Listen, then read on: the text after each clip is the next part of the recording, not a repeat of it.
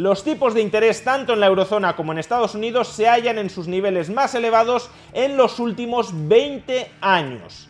¿Y cuándo cabe pensar que comenzarán a bajar? Veámoslo.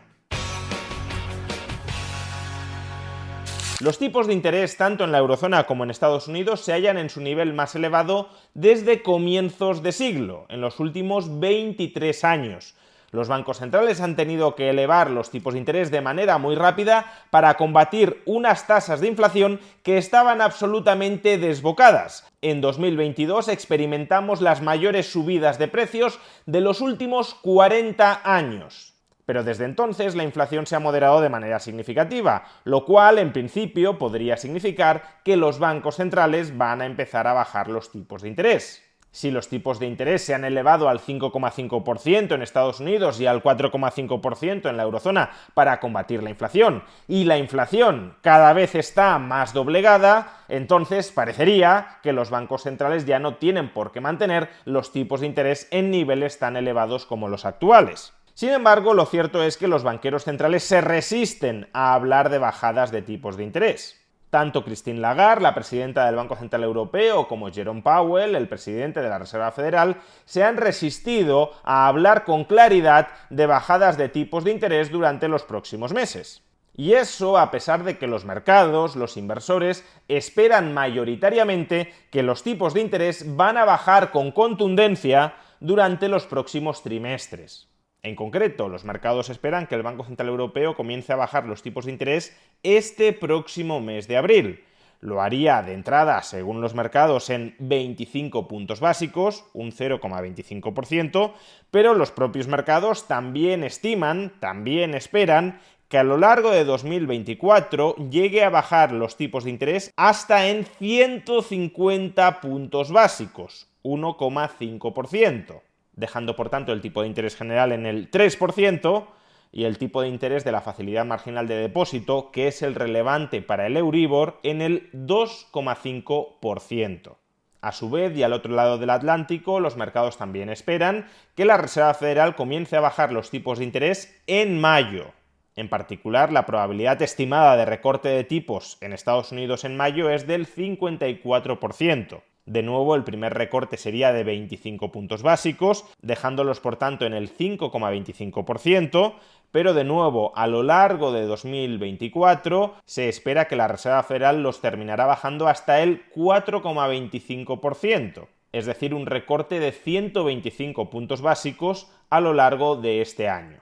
Por consiguiente, el consenso mayoritario entre los inversores es que los tipos de interés van a bajar a lo largo de este 2024. Veremos si con la intensidad que ahora mismo están pronosticando los mercados, pero en todo caso, la expectativa generalizada sí es que la trayectoria de los tipos de interés tanto en la eurozona como en Estados Unidos, tanto en euros como en dólares, será a la baja y no al alza.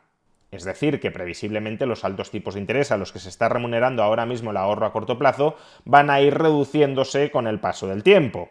Y aquellos ahorradores conservadores que se quieran cerrar ahora mismo tipos de interés más elevados sobre su ahorro que aquellos que estarán previsiblemente vigentes durante los próximos trimestres, recordad que la entidad que apadrina este vídeo, Freedom24, ofrece planes de ahorro a 3, 6 y 12 meses con rentabilidades en euros de hasta el 6,4% y con rentabilidades en dólares de hasta el 8,78%. Unas rentabilidades que hoy por hoy son bastante elevadas, pero que en el futuro no tendrían por qué seguir siéndolo si los mercados tienen razón en que los bancos centrales van a ir bajando los tipos de interés durante los próximos meses. Por tanto, como decíamos, son una opción para cerrarse hoy rentabilidades más altas que las que previsiblemente existirán en el futuro. Si quieres obtener más información sobre los distintos productos que ofrece Freedom24, la puedes obtener pinchando en el enlace que aparece en la caja de descripción del vídeo. Pero ¿por qué los mercados, los inversores, esperan de manera tan generalizada que los tipos de interés van a ir bajando con cierta contundencia a lo largo de este año si los propios banqueros centrales no están diciendo hoy por hoy que tienen pensado bajar los tipos de interés con tanta contundencia a lo largo de los próximos trimestres? ¿Cuáles son los factores que están llevando a los inversores a no creerse a los banqueros centrales y, por tanto, a esperar mayores bajadas de los tipos de interés que aquellas que se desprenderían textualmente de los comunicados de los bancos centrales? Pues hay fundamentalmente tres factores que explican por qué los mercados esperan generalizadamente bajadas de tipos de interés a lo largo de este 2024. Primer factor, como ya hemos indicado, la inflación se ha moderado sustancialmente a ambos lados del Atlántico durante los últimos meses. En el mes de enero de este año 2024, la inflación de la eurozona se ubicó en el 2,8% y en Estados Unidos alcanzó el 3,4%. Son tasas de inflación que, si bien todavía están por encima del objetivo a medio plazo de los bancos centrales, que es del 2% anual, son tasas de inflación, decía, que están bastante por debajo de los niveles que se alcanzaron a lo largo de 2022, por encima del 10%. El hecho de que la inflación se haya moderado tan sustancialmente durante los últimos meses concede a los banqueros centrales mayor margen de maniobra para poder empezar a bajar tipos de interés sin miedo a que la inflación entre en una espiral incontrolable, es decir, sin miedo a que las expectativas de inflación se desanclen por entero y, por consiguiente, la banca central sea incapaz de controlar la depreciación de la moneda a través del uso de la política monetaria.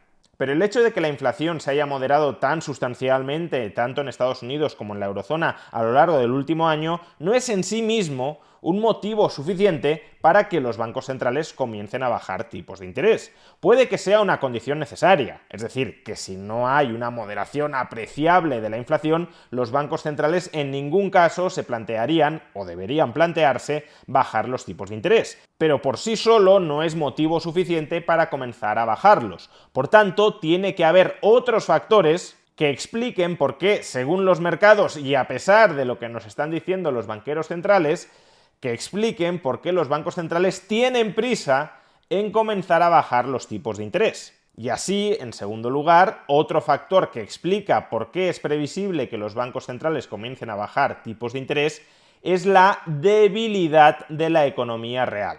Este es un factor mucho más relevante para la eurozona que para Estados Unidos, dado que la economía real estadounidense aparentemente se mantiene muy fuerte, no así en el caso de la eurozona.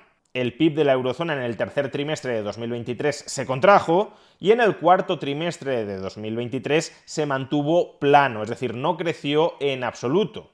O dicho de otra manera, la eurozona ha estado a punto de entrar en lo que podríamos llamar una recesión técnica, 2 trimestres consecutivos de caída del PIB.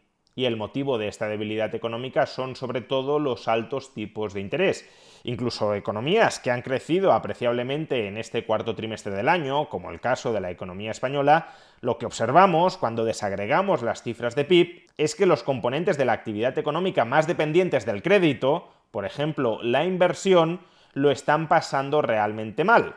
España ahora mismo crece sobre todo impulsada por el consumo público, no por la inversión privada. Y lo mismo cabe decir de otras economías europeas que o no están creciendo o incluso se están contrayendo, como puede ser el caso de Alemania. Economías muy volcadas en sectores muy dependientes del crédito, que cuando el crédito está caro, los tipos de interés están elevados, sufren. De ahí que previsiblemente el Banco Central Europeo, ahora que parece que la inflación está cerca del objetivo a medio plazo del 2%, comience a ejecutar bajadas de tipos de interés para intentar estimular la actividad en el conjunto de la eurozona. Pero como decimos, este puede ser un factor relevante para la eurozona, pero no así tanto para Estados Unidos, donde las cifras de crecimiento del PIB o las cifras de paro son extraordinariamente positivas. Entonces, si esto es así, ¿por qué los mercados consideran que la Reserva Federal de Estados Unidos también va a acabar bajando en diversas ocasiones los tipos de interés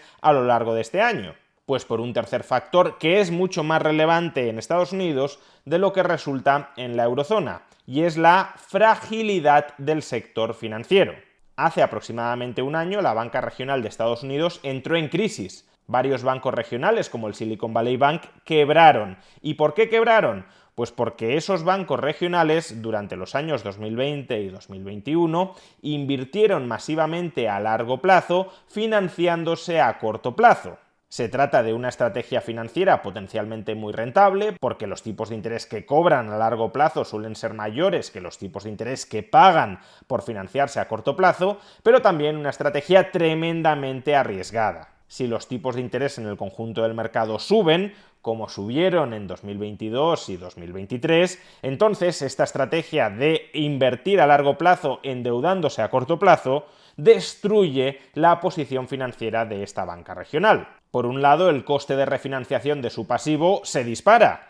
Como se han endeudado a corto plazo, tienen que ir refinanciando continuamente sus obligaciones a un tipo de interés cada vez más alto. Y por otro lado, el valor de sus activos a largo plazo, si suben los tipos de interés, se desploma. De tal manera que si los bancos regionales quisieran liquidar su cartera de activos a largo plazo para amortizar su pasivo cada vez más caro a corto plazo, no podrían hacerlo, porque para vender sus activos a largo plazo tendrían que rebajar muy sustancialmente su precio en un entorno de altos tipos de interés y eso los descapitalizaría y los llevaría a la quiebra, como le sucedió al Silicon Valley Bank. No en vano, ahora mismo las pérdidas latentes en el conjunto de la banca estadounidense, si ésta vendiera sus activos a largo plazo, superan los 600.000 millones de dólares. Un monto más que suficiente para hacer quebrar a toda la banca estadounidense si ésta vendiera masivamente ahora sus activos a largo plazo por problemas de liquidez. Por tanto, la banca regional estadounidense está en una situación de mucha fragilidad financiera. Esa situación de fragilidad financiera la ha parcheado la Reserva Federal con la creación, hace aproximadamente un año, de una nueva ventanilla de financiación a través de la cual los bancos regionales pueden refinanciar su pasivo a corto plazo a tipos de interés de mercado. ¿Eso qué significa? Que la banca regional de Estados Unidos ha ganado tiempo, porque no ha entrado en una espiral de la muerte de subidas de tipos de interés continuadas, pero aún así, esa banca regional estadounidense, para acceder a la financiación que le presta la Reserva Federal, tiene que pagar tipos de interés del 5 o del 6% que no son sostenibles para ellos en el medio plazo. Si por su activo obtienen una rentabilidad del 3 o del 4% y por su pasivo tienen que pagar unos tipos de interés del 5 o del 6%, a medio plazo eso también significaría la quiebra de la banca regional estadounidense. De hecho, durante los últimos días, algunos bancos regionales de Estados Unidos se han desplomado en bolsa después de presentar unos pésimos resultados económicos en 2023. Este ha sido, por ejemplo, el caso del New York Community Bancorp, que ha caído en bolsa un 50% durante la última semana. Y este es un fenómeno que, si los tipos de interés se mantienen altos, se va a seguir reproduciendo con muchos otros bancos regionales de Estados Unidos. Por tanto, la única forma en que la banca regional estadounidense vaya a poder sobrevivir es con bajadas de tipos de interés por parte del Banco Central, de tal manera que el coste de refinanciación de su pasivo a corto plazo baje y el valor presente de sus activos a largo plazo suba. En la eurozona, hay que aclarar, los bancos no están expuestos a tanta fragilidad por la situación de altos tipos de interés debido a que durante los años anteriores cubrieron su riesgo frente a las subidas de tipos de interés. Por tanto, su cartera de activos no está tan depreciada por los altos tipos de interés como sucede con la banca regional de Estados Unidos. Y por eso este tercer factor tiene más peso en Estados Unidos que en la eurozona. Suficiente peso para que previsiblemente la Reserva Federal comience a bajar tipos de interés durante los próximos meses. Veremos hasta qué punto esta batería de bajadas de tipos de interés que ya están preparando los bancos centrales es compatible con la estabilidad de precios y, sobre todo, con la no creación de nuevas burbujas de activos en el futuro.